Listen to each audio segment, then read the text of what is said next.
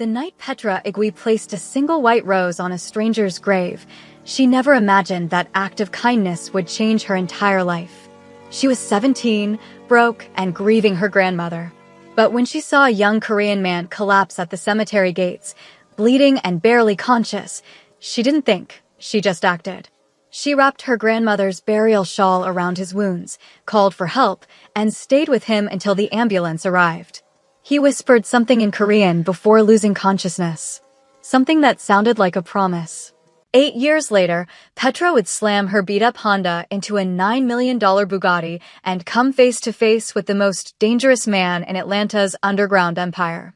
And he would look at her like he'd been searching for her his entire life. The problem? She had no memory of ever saving anyone. But Kang Do-han remembered everything. Before we dive into this intense story of fate, forbidden love, and a debt that changes everything, make sure you hit that subscribe button and turn on notifications. You don't want to miss what happens when Petra realizes the man she owes millions to has been protecting her from the shadows for almost a decade. Trust me, this story has everything: drama, romance, secrets, and a love so powerful it defies every rule. Now, let's get into it. The Atlanta summer heat was merciless. Petra Igwe wiped the sweat from her forehead as she maneuvered her ancient Honda Civic through the maze of luxury vehicles in the Buckhead district. The car's air conditioning had died 3 summers ago, and replacing it would have cost more than the vehicle was worth. Come on, she muttered, squinting at the GPS on her cracked phone screen. Left turn in 200 feet. Your destination will be on the right. She was already 15 minutes late for her job interview at the prestigious Kang Holdings headquarters, a company that had seemingly appeared out of nowhere 5 years ago and now dominated Atlanta's real estate and hospitality market. Everyone whispered about the mysterious CEO who never made public appearances, who conducted business through a network of intimidating lieutenants and ironclad contracts. But Petra didn't care about rumors.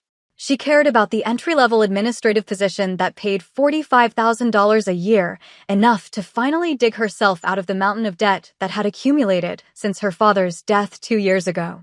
She made the left turn, her eyes darting between the road and the towering glass building ahead. What she didn't see was the sleek black Bugatti La Voiture Noire pulling out of an underground parking garage. The sound of crunching metal and shattering glass exploded through the humid air. Petra's body slammed against her seatbelt, the impact knocking her phone from her grip and sending it flying into the passenger seat. For a moment, everything was silent, that eerie, cotton-stuffed quiet that follows disaster. Then reality crashed back in.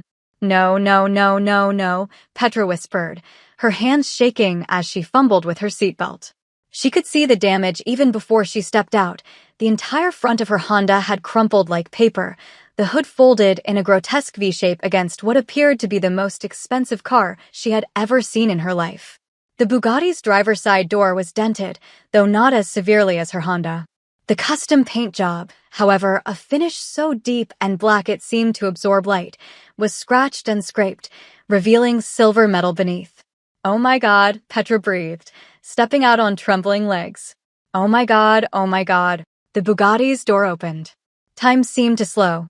The man who emerged was tall, easily over 6 feet, with broad shoulders that strained against his perfectly tailored charcoal suit. His black hair was swept back from a face that could have been carved from marble, high cheekbones, a sharp jaw, and lips pressed into a hard line. But it was his eyes that made Petra's breath catch in her throat. Dark. Cold. Assessing her with an intensity that made her feel like prey. He was beautiful in the way a predator was beautiful, dangerous, magnetic, and utterly unforgiving. Behind him, 3 men in black suits emerged from a second vehicle that had been following the Bugatti. They moved with military precision, hands hovering near their waists in a gesture Petra had seen too many times growing up in her neighborhood. These weren't businessmen, she realized with a sinking feeling. These were soldiers. I'm so sorry, Petra said, her voice stronger than she felt. She had learned early never to show weakness. It was a lesson the streets of Atlanta had beaten into her. I didn't see you pulling out. My insurance, she faltered, remembering the lapsed policy notice sitting on her kitchen counter. I'll figure out a way to pay for the damages. I just need some time. This car, the man said, his voice low and smooth, carrying an accent that wrapped around each syllable like silk, is one of a kind. A custom-built Bugatti La Voiture Noire. It took 3 years to manufacture and cost $9 million. Petra felt the blood drain from her face. $9 million. She made $2,400 a month working double shifts at the restaurant downtown. After rent, utilities, and the payments on her father's medical bills, she was lucky to have $200 left over. $9 million might as well have been $9 billion. She started, then stopped. What could she possibly say? One of the suited men stepped forward, his hand reaching toward her arm. "You're coming with us. Don't touch her." The command cut through the air like a blade. The man immediately stepped back, his expression flickering with surprise before settling into careful blankness. The Bugatti's owner moved closer to Petra, close enough that she could smell his cologne, something dark and woodsy with hints of sandalwood. This close, she could see the small details, the platinum cufflinks, the faint scar running along his left eyebrow, the way his eyes seemed to be searching her face for something. "What's your name?" he asked. "Petra. Petra Agui." Something flickered in those dark eyes. Recognition? Surprise? It was gone before Petra could identify it, replaced by that cold, assessing gaze. "Petra Agui," he repeated slowly, as if tasting each syllable. "I am Kang Do-han. You have just destroyed something irreplaceable." He paused, tilting his head slightly. "How do you intend to repay this debt?" Petra squared her shoulders, refusing to cower even as every instinct screamed at her to run. "I don't have that kind of money. I'll probably never have that kind of money. But I can work. I can pay you back over time." Over time, Kang Do-han interrupted, a ghost of something that might have been amusement crossing his features. "At your current financial trajectory, Ms. Agui, it would take approximately 375 years to repay this debt. I don't intend to wait that long." "Then what do you want from me?" The question hung in the heavy summer air. Around them, a small crowd had begun to gather, phones raised to capture the scene.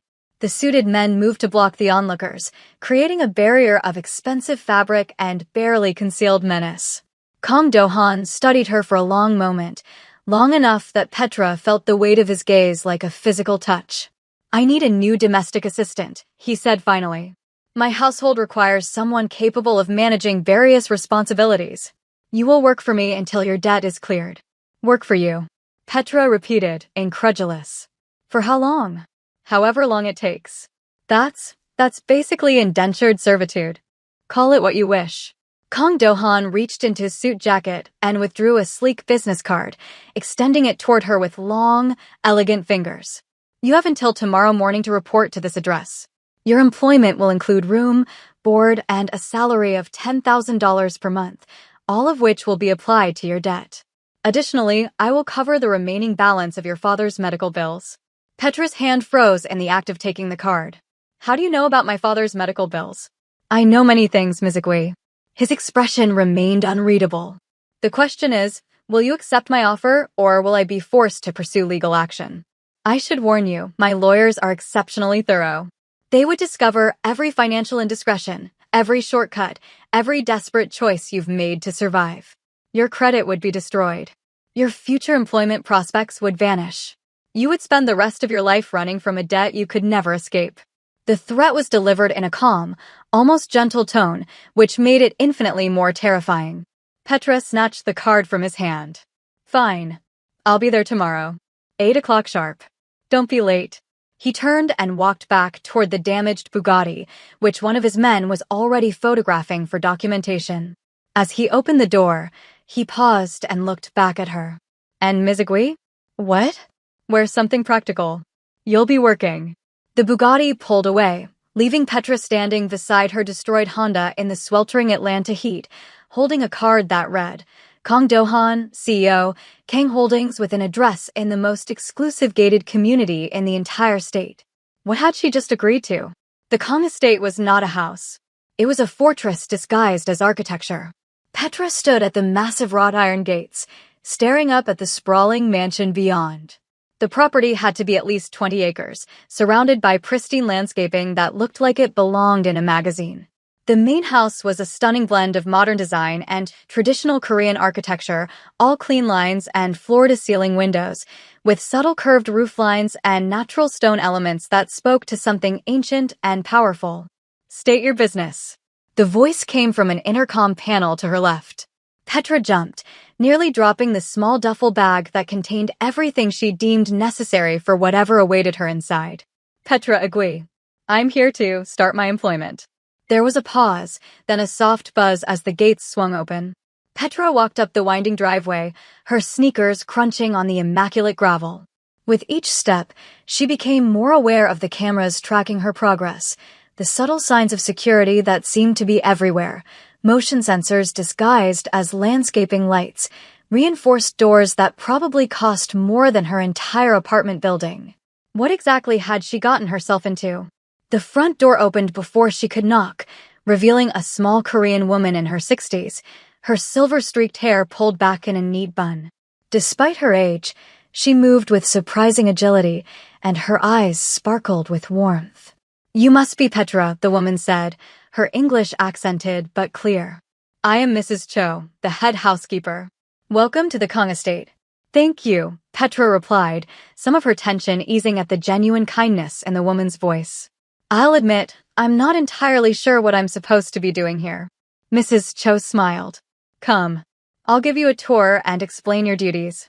Mr. King has left specific instructions."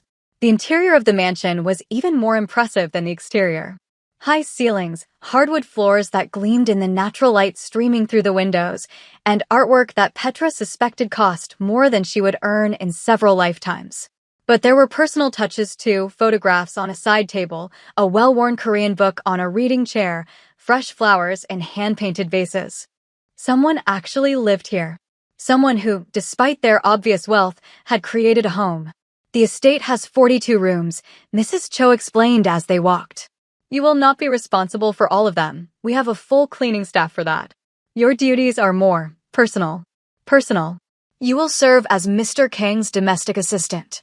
You'll manage his personal schedule when he's at home, ensure his study and private quarters are maintained to his standards, oversee his meals, and handle any special requests he might have." "That sounds like being a personal maid," Petra said flatly. Mrs. Cho paused, turning to face her with an expression that was both sympathetic and assessing.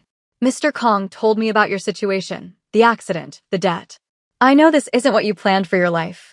But I've worked for the Kang family for 30 years, and I can tell you this, Mr. Kang is not a cruel man. Demanding, yes. Exacting, certainly. But not cruel. With respect, Mrs. Cho, I just met the man. He threatened to destroy my entire life if I didn't agree to work for him. Did he? Or did he offer you a way out of an impossible situation with dignity intact?" Mrs. Cho tilted her head. "Your debt will be paid, your father's medical bills will be cleared, and you will have food, shelter, and a salary while you work off the balance. Many people in your position would have faced far worse consequences." Petra wanted to argue, but she couldn't deny the truth in Mrs. Cho's words. Her other options had been homelessness, legal prosecution, or a lifetime of crushing debt. This was humiliating, but it was survivable. "Where's my room?" she asked instead. "This way." Her quarters were on the 3rd floor of the East Wing, far nicer than she had expected. The room was decorated in soft neutrals with touches of sage green, featuring a comfortable-looking queen bed, a private bathroom with a deep soaking tub, and windows that overlooked a stunning garden.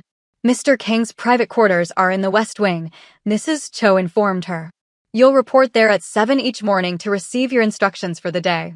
Breakfast for the household staff is at 6 in the main kitchen. Dinner is at 7 unless Mr. Kang requires you for evening duties." "What kind of evening duties?" "Occasionally, Mr. Kang hosts important guests. You may be asked to help prepare and serve during those events." Mrs. Cho's expression grew serious. "A word of advice, Petra. This household operates with certain protocols. You will see and hear things that must never leave these walls. Mr. Kang's business associates are not always conventional businessmen. If you're smart, you'll keep your head down, do your job, and ask no questions." The implication was clear. Kang Do-han was involved in things that existed outside the boundaries of legitimate business. Mafia, Petra thought. The rumors are true. He's Mafia. "I understand," she said quietly. Good. Mrs. Cho handed her a tablet. Your schedule and instructions are on this device. It's also linked to the household security system. You'll need it to access certain areas. Your uniform is in the closet. Mr. Kong expects you in his study at 8 o'clock sharp tomorrow morning. After Mrs. Cho left, Petra sat on the edge of her new bed and stared at the elegant room around her. 24 hours ago, she had been scrambling to prepare for a job interview that would have paid her just enough to survive. Now she was living in a mansion, employed by a man who might be one of the most powerful criminals in the Southeast. How did this become my life? 8 o'clock the next morning found Petra standing outside Kang Do-han's study, her heart pounding despite her best efforts to appear calm. She had been awake since 5, too anxious to sleep properly.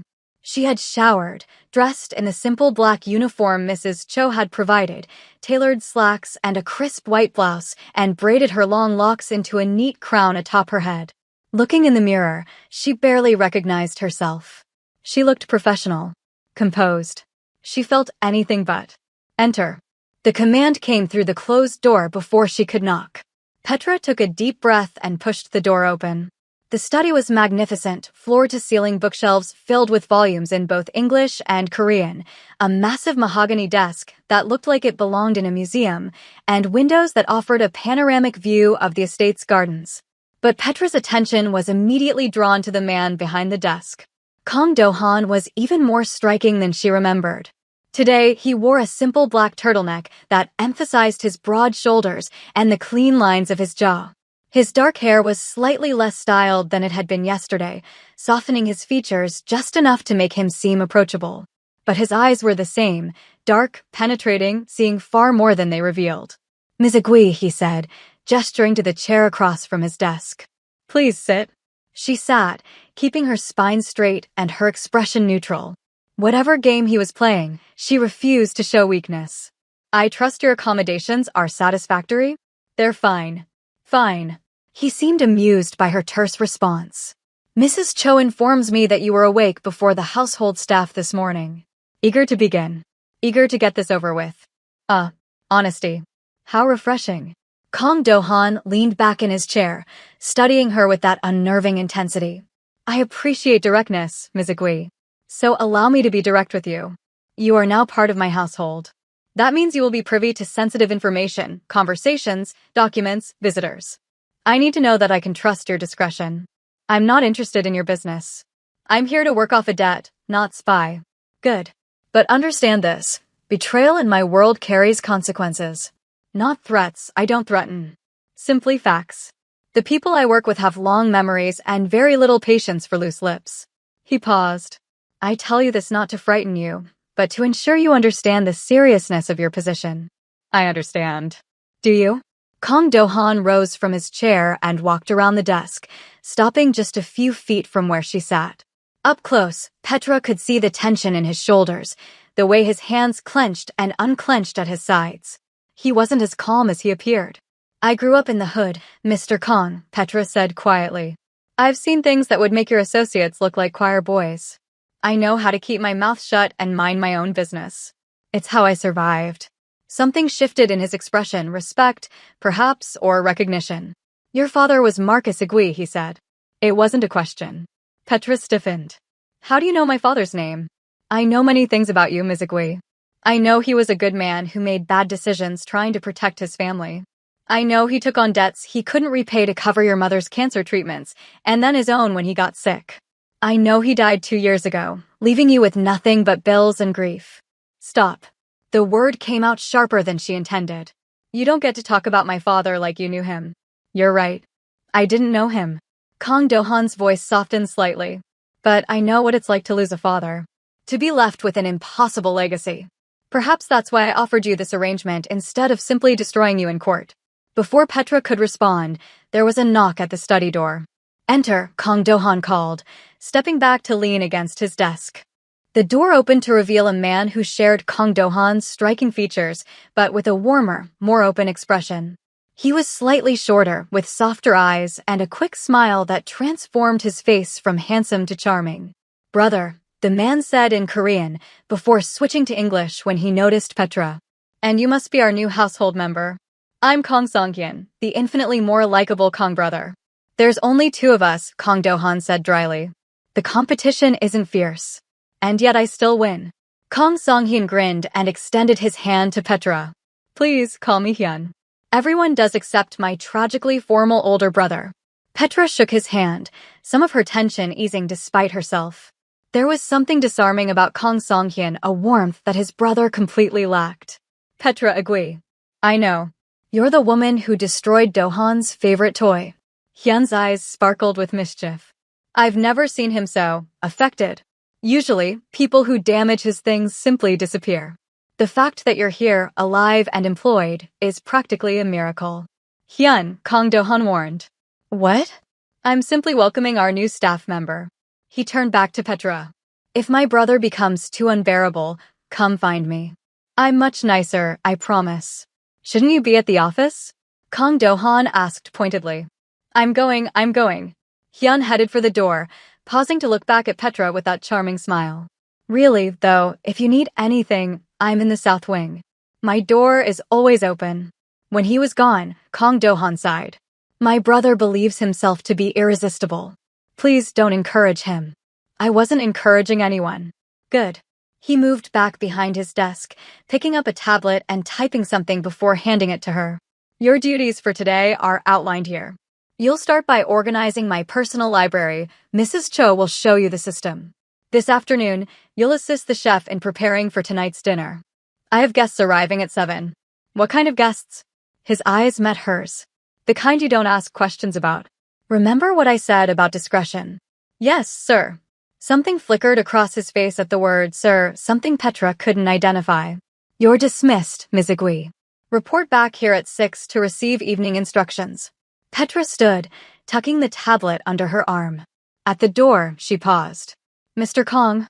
Yes. You said you know what it's like to lose a father. Is that why you brought me here instead of just ruining me?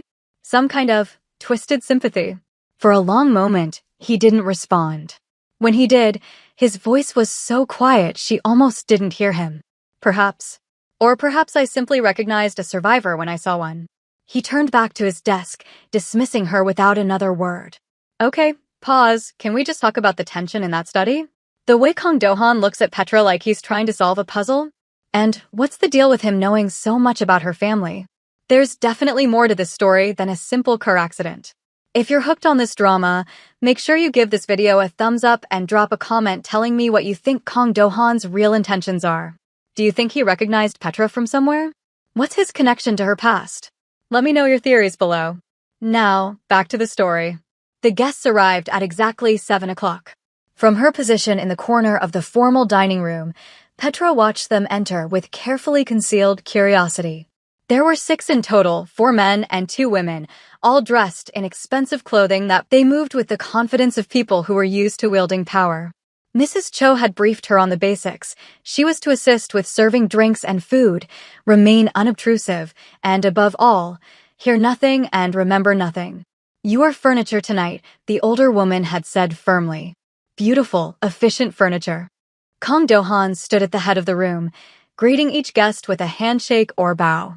In his formal attire, a perfectly cut navy suit that emphasized his powerful build, he looked every inch the sophisticated businessman. But Petra noticed how his guests deferred to him, how their eyes flickered with something that looked like fear whenever he spoke. These were not equals meeting for dinner. This was a king holding court. The Kim Choi merger is proceeding ahead of schedule, one of the men was saying as Petra poured wine. He was older, silver-haired, with cold eyes that reminded her of a shark. Your connections in Seoul have been invaluable, Do-han. I'm glad to hear it, Mr. Park. Kang Do-han's voice was smooth, perfectly controlled. The Kang family has always valued our partnerships. Indeed. Mr. Park's eyes slid to Petra as she refilled his glass. New staff? A recent acquisition. Acquisition. The word made Petra's jaw tighten, but she kept her expression blank. She's lovely, one of the women commented. She was perhaps 40, beautiful in a preserved, artificial way, with diamonds dripping from her ears and neck. Where did you find her? She found me, Kang Do-han said, and there was something almost amused in his tone. Quite dramatically, actually. Oh. The woman's eyes lit with curiosity. Do tell. Another time, perhaps. Tonight is about business. The dinner proceeded with conversations that Petra only half followed, discussions of investments, properties, political connections, all conducted in carefully coded language that suggested far more than it revealed. She refilled glasses, removed plates, and remained invisible, exactly as Mrs. Cho had instructed. But she noticed things. The way one of the younger men kept glancing at the door, as if expecting trouble. The subtle hand signals Kang Do-han exchanged with his brother, who sat at the other end of the table. The barely concealed hostility between Mr. Park and another guest, a woman in red who smiled like a knife. These people were playing games with stakes Petra couldn't begin to understand. Near the end of the meal, as she was clearing the dessert plates, a hand closed around her wrist. "Pretty girl," the voice slurred. Petra looked down to find one of the male guests, younger, drunk, with the entitled expression of someone who had never been denied anything in his life. "You're not on the menu, are you?" "I'm staff," Petra said coldly, trying to pull her arm free. His grip tightened. "Everything here belongs to Kang Do-han, doesn't it? Maybe I can convince him to share." "Remove your hand." The voice cut through the room like ice. Kang Do-han was no longer seated. He stood behind the drunk man's chair, his expression absolutely terrifying in its blankness. I was just," the man stammered. "You were just leaving." Kang Do-han's eyes never left the man's face. Now, two of the suited men who had been guarding the door materialized beside the guest, lifting him smoothly from his chair and escorting him out. The entire exchange took less than 30 seconds. The remaining guests exchanged uncomfortable glances. "My apologies," Mr. Park said smoothly. "Young Mr. Chin has not yet learned proper manners. Then perhaps you should teach him before bringing him into my home again." Kang Do-han's voice was still cold. "My staff are under my protection. Anyone who forgets that will find themselves dealing with consequences they won't enjoy." The atmosphere in the room had shifted from cordial to tense. Petra stood frozen, her wrist still tingling from where the man had grabbed her, her heart pounding with a mixture of shock and something else she couldn't identify. Kang Do-han looked at her, and for just a moment, something warm flickered in those cold eyes. "Ms. Agui, you're dismissed for the evening." She didn't argue. She fled. Later that night, Petra sat in her room, unable to sleep. She kept replaying the moment in her head, the drunk man's hand on her wrist, the genuine fear in his eyes when Kang Do-han spoke. The CEO of Kong Holdings had just threatened someone in front of a room full of powerful people. For her. Why? She was nothing to him. A debtor. A servant. A minor inconvenience that he could have crushed without a second thought. Instead, he had protected her. A soft knock at her door made her jump. "Ms. Agui." Mrs. Cho's voice came through the wood. "Mr. Kong wishes to see you in his study." Petra's stomach tightened. Now? It's nearly midnight. Now. The walk to the West Wing felt longer than it should have. The mansion was quiet at this hour, the only sounds the soft ticking of clocks and the distant hum of security systems. The study door was open when she arrived. Kang Do-han stood by the window, still in his suit but with the jacket removed and his sleeves rolled up to reveal strong forearms. He was looking out at the moonlit gardens, a glass of amber liquid in his hand. "You wanted to see me?" Petra asked from the doorway. "Come in." Close the door. She obeyed, her heart pounding. "Are you hurt?" he asked without turning around. "No." He barely touched me. "That's not what I asked." Now he turned, and his eyes dropped to her wrist. Even from across the room, she could see the faint bruises forming where the man's fingers had been. "Come here." Petra hesitated, then crossed the room to stand before him. Kang Do-han set down his glass and took her hand gently, examining the marks with an intensity that made her breath catch. "He should have known better," he said quietly. "I'll ensure he never makes that mistake again." "What are you going to do to him?" "Nothing you need to concern yourself with." His thumb traced lightly over the bruised skin, and Petra shivered despite herself. "I brought you here tonight to apologize." "You're apologizing?" "Don't sound so shocked." A ghost of a smile crossed his features. "I do occasionally acknowledge when I failed. Tonight, I failed to protect someone under my roof. That won't happen again." "I'm not under your roof because I want to be," Petra reminded him, though her voice lacked its usual sharpness. "I'm here because you gave me no choice." "There are always choices, Ms. Agui. You chose survival. There's no shame in that." You keep saying you know things about me. My father, my debts, my life.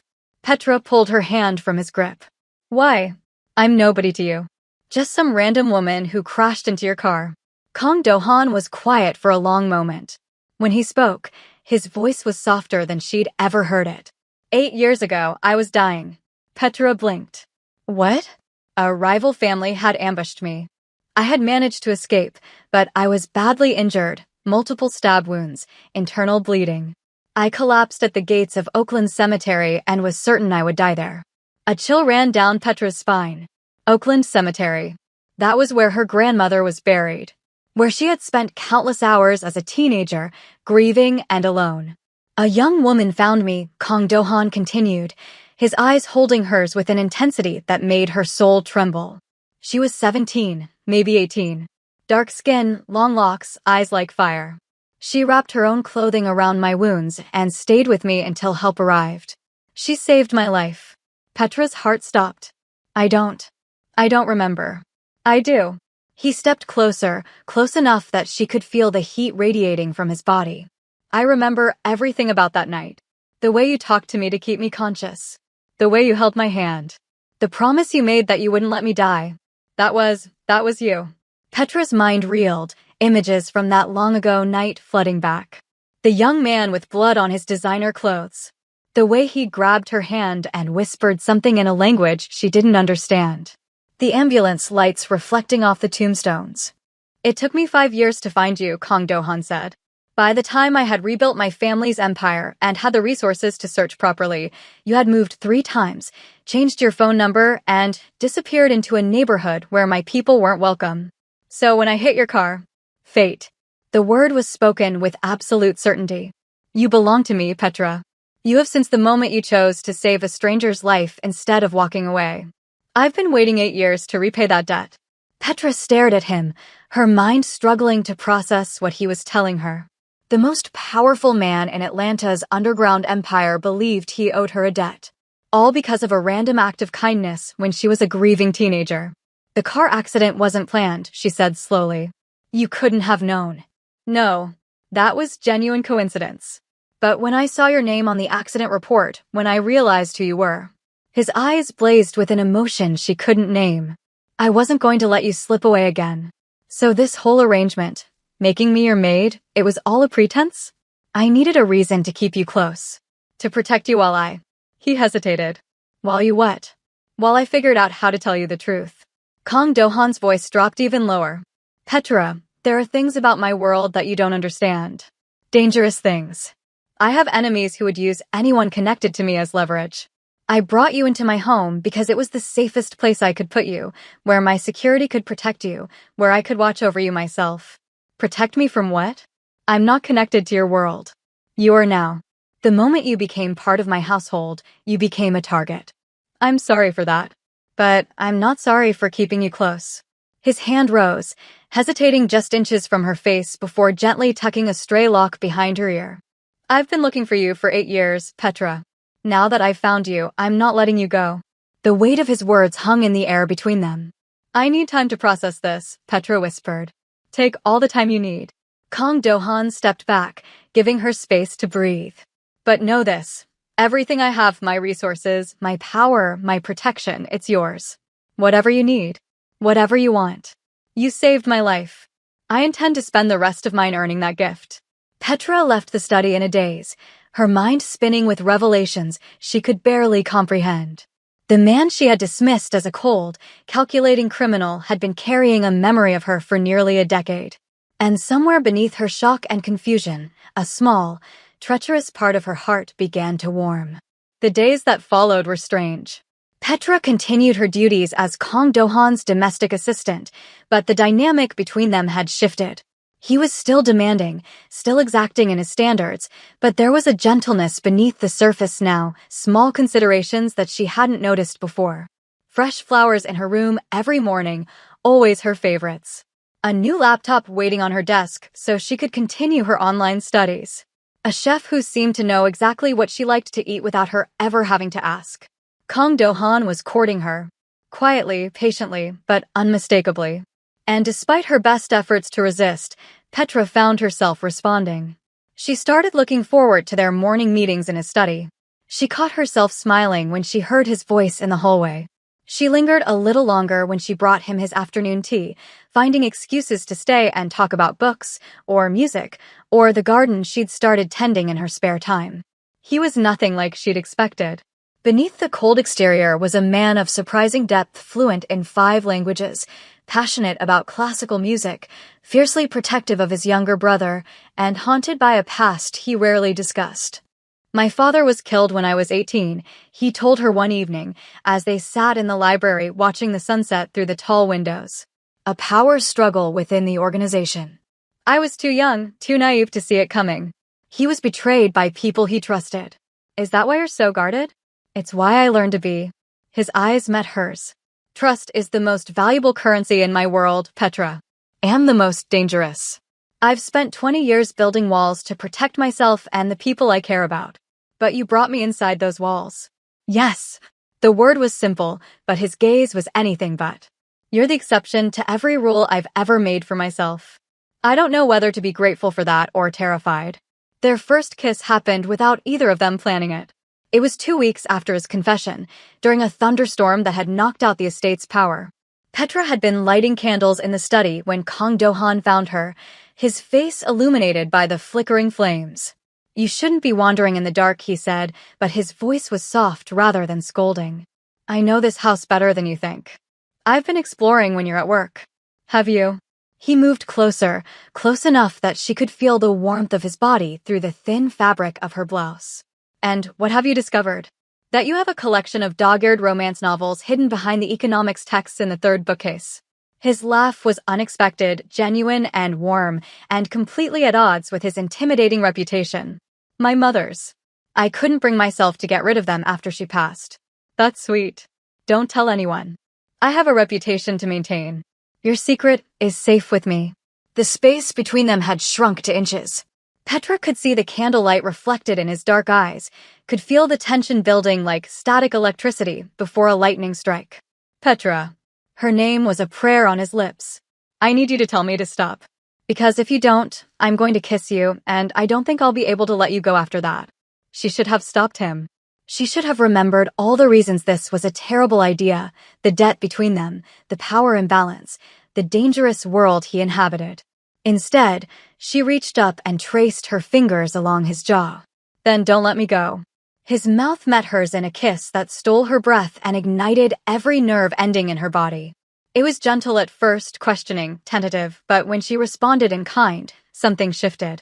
His hands found her waist, pulling her closer, and she melted into him like she'd been waiting for this moment her entire life. The storm raged outside, but inside the candlelit study, everything was warmth and fire and the feeling of finally coming home. But peace was not something that lasted in Kang Do-han's world. The trouble started a week later, with the arrival of a woman Petra had hoped never to see. Her name was Yoon Jae-hai, and she was everything Petra was not: polished, sophisticated, beautiful in a cold and perfect way. She was also, according to household whispers, Kang Do-han's former fiancé, a match arranged by their families before his father's death. "Do-han." Jae-hai's voice was honey-sweet as she swept into the foyer, ignoring Petra completely. "It's been too long." "Jae-hai." Kang Do-han's expression had reverted to the cold mask Petra remembered from their first meeting. "I wasn't expecting you. I was in the area.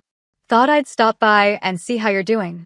Her eyes finally slid to Petra, taking in her uniform and position with barely concealed disdain.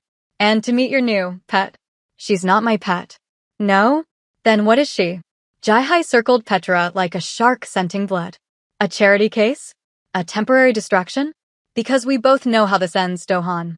The families have expectations.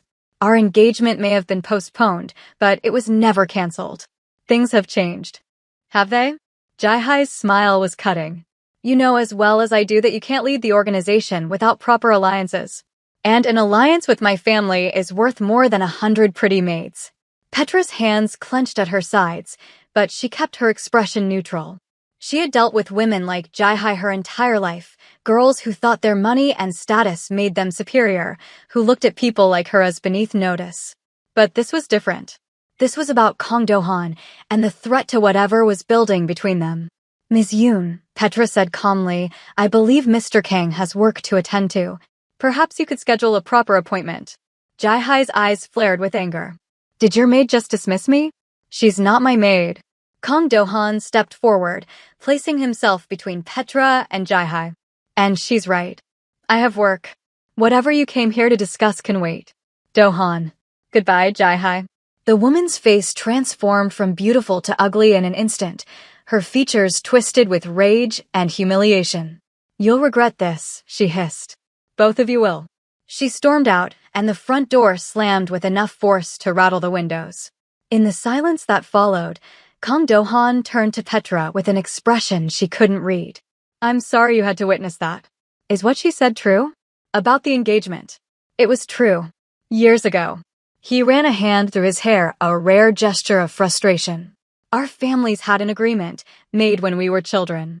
But after my father died, I refused to honor it.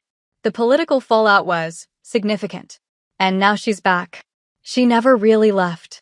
Jae-hai has been waiting for me to realize that I need her family's support to maintain my position. His jaw tightened. But I've spent 15 years building something that doesn't require marriage alliances to survive.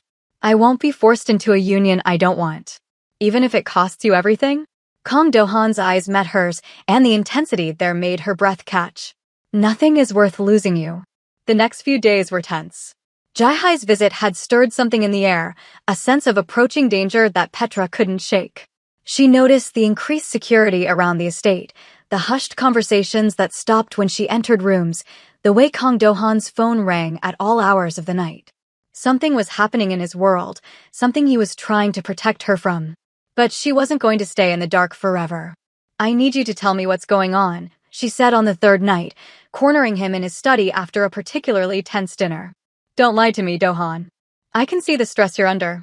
He looked at her for a long moment, something like admiration mixed with worry in his expression. Jae-hai's family is making moves against me. They're calling in debts, pressuring my associates, threatening to expose certain business activities to the authorities. He paused. They want to force my hand. Either I agree to the marriage, or they'll bring everything I've built crashing down. And if you agree, then I lose everything I actually care about. His eyes held hers. Including you. Petra's heart clenched. There has to be another way. There might be. But it's risky. Kang Do-han moved to his desk, pulling out a folder. I've been gathering information on the Yoon family for years. Evidence of their own illegal activities, things far worse than anything I've ever done. If I release it, their credibility is destroyed. They can't threaten me without threatening themselves. Then do it. It's not that simple. He met her eyes. The fallout could affect innocent people. Employees, families, people who had nothing to do with their crimes. I've spent years trying to minimize the collateral damage of this life. I don't want to become the monster they already think I am. Petra crossed the room and took his hands in hers. You're not a monster. You're a man trying to do the right thing in an impossible situation. Whatever you decide, I'm with you. Even if it means danger? Even if it means the life you knew is gone forever. My life was never what I thought it was. The moment I crashed into your car, everything changed. Maybe that's exactly what needed to happen. Kang Do-han pulled her close, resting his forehead against hers. You saved my life once, Petra. Now you're saving my soul. The Kang family's annual charity gala was the biggest event of the year, a glittering affair that drew Atlanta's elite like moths to a flame. This year, it would also serve as the stage for Kang Do-han's final move against the Yoon family. You want me to go with you? Petra asked, staring at the stunning crimson gown that had appeared in her room that morning. As what exactly? As my partner. Kang Do-han's voice came from the doorway. It's time the world knew who you are to me. Do-han, I'm a maid. Less than a month ago, I was serving drinks at your dinner parties. You were never just a maid, Petra. You were the woman who would stand beside me when I made the most important announcement of my life. He crossed to her, taking her hands. Tonight, I'm going to reveal the truth about the Yoon family. And when I do, I want you there with me. Why? Because you make me brave. His voice was soft, vulnerable in a way she'd never heard before. You make me believe that there's something worth fighting for beyond power and politics. I need that tonight. I need you. Petra looked at the gown, then back at the man who had turned her entire life upside down. Fine. But I'm not wearing heels higher than 3 inches. If I'm going to face down Atlanta's elite, I need to be able to run. His laugh was warm and real. Deal. The gala was everything Petra had imagined and more. The King Holdings ballroom was transformed into a winter wonderland of white and silver, with crystal chandeliers casting rainbow light across hundreds of elegantly dressed guests. A live orchestra played in one corner, while waiters circulated with champagne and hors d'oeuvres. Petra had never felt more out of place, or more powerful. The crimson gown fit her perfectly, hugging her curves before flowing into a dramatic train. Her locks were styled in an elaborate updo, threaded with tiny gold beads that caught the light when she moved. At her throat, she wore a simple gold pendant, a gift from Kang Do-han that contained a tiny photograph of them together. "You're stunning," he murmured as he led her through the crowd. "Every person in this room is wondering who you are." "Let them wonder. That's my girl." The whispers followed them everywhere. "Who is she? Where did she come from? Is Kang Do-han really with a black woman?" Petra heard them all and refused to let them dim her light. She belonged here. She had earned her place at Kang Do-han's side. And she was about to prove it. Yoon Jae-hai appeared halfway through the evening, resplendent in a white gown that made her look like an ice princess. Her parents flanked her, their expressions carefully neutral. "Do-han," Mr. Yoon said smoothly, extending his hand. "Lovely event, as always. I'm glad you could make it." Kang Do-han's smile didn't reach his eyes. "I believe you know my partner," Petra agreed. The emphasis on the word partner was unmistakable. Jae-hai's face went pale. "I don't believe we've been formally introduced," Mrs. Yoon said, her tone suggesting she wanted nothing to do with any introduction. "No, but you'll be seeing a lot more of me in the future." Petra's voice was calm and confident. "I'm not going anywhere." The standoff was interrupted by the orchestra falling silent, the signal that Kang Do-han had prepared to give his speech. He stepped onto the raised platform at the end of the ballroom, and every eye in the room turned to him. "Distinguished guests," he began, his voice carrying effortlessly across the space. "Thank you for joining me tonight. The Kang Foundation has raised over $50 million for education and youth programs in Atlanta, and that's thanks to your generosity." Polite applause rippled through the crowd. "But tonight, I have another announcement to make. One that concerns the future of both the Kang organization and my personal life." From the corner of her eye, Petra saw the Yoon family tense. "For years, there have been whispers about my family's business. Questions about our methods, our alliances, our choices." Kang Do-han's eyes swept the room. "Tonight, I'm putting those whispers to rest. The Kang organization is going legitimate." A murmur of shock rippled through the crowd. "Starting immediately, we are divesting from all questionable business activities and restructuring as a fully transparent corporation. This transition will be overseen by an independent ethics board and will be complete within 18 months. The Yoon family's faces were a study in fury. This wasn't what they had expected. By going legitimate, Kang Do-han was removing any leverage they might have had over him.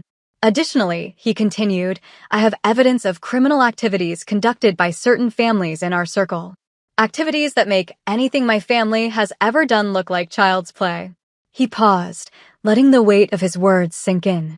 "That evidence will be released to the authorities tomorrow morning, unless those families agree to follow our example and clean up their own operations."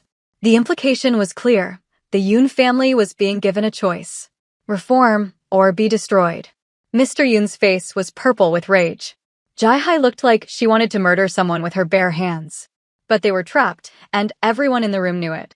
"One last announcement," Kang Do-han said, his voice softening as he extended his hand toward Petra. "The woman standing beside me is Petra Gui. She is not my maid, not my employee, not my charity case. She is the love of my life." The crowd parted as Petra walked toward him, her head held high despite the whispers and stares. 8 years ago, she saved my life. She didn't know who I was, didn't expect anything in return. She simply saw a stranger in need and chose compassion over fear. Kang Do-han's eyes never left hers as she climbed onto the platform beside him. "That act of kindness changed everything for me. It made me want to be a better man. And tonight, I'm finally ready to honor that debt properly." He reached into his pocket and withdrew a small velvet box. Petra's heart stopped. Petra Gui, you crashed into my life, literally, and showed me that there's more to existence than power and survival. You make me laugh. You make me think. You make me want to be worthy of the way you look at me.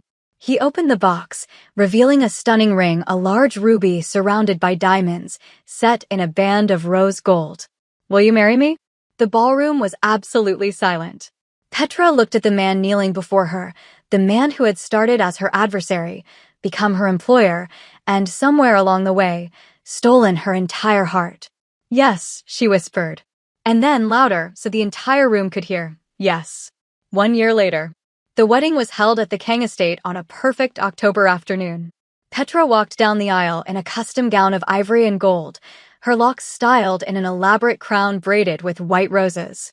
Kang Do-han waited at the altar, his eyes never leaving his bride.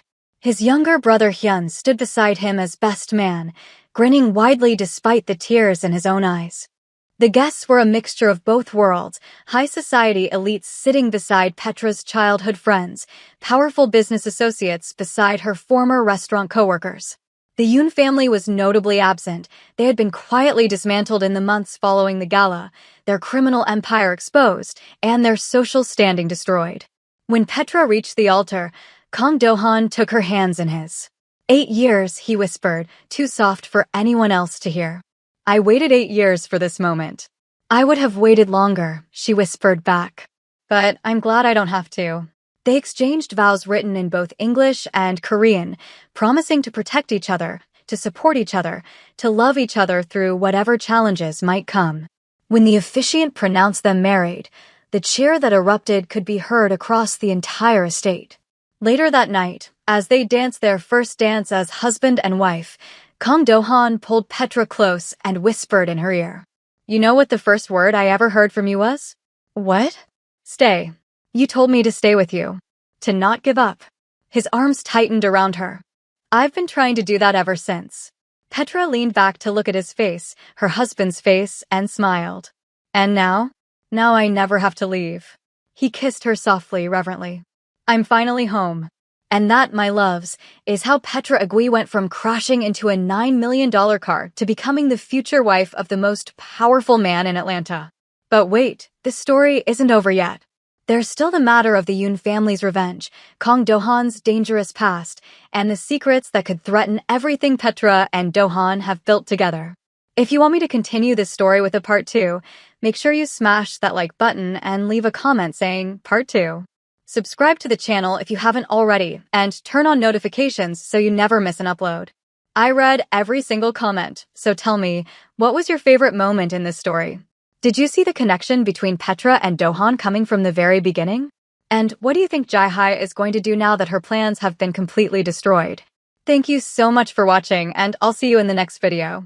Don't forget, love always finds a way.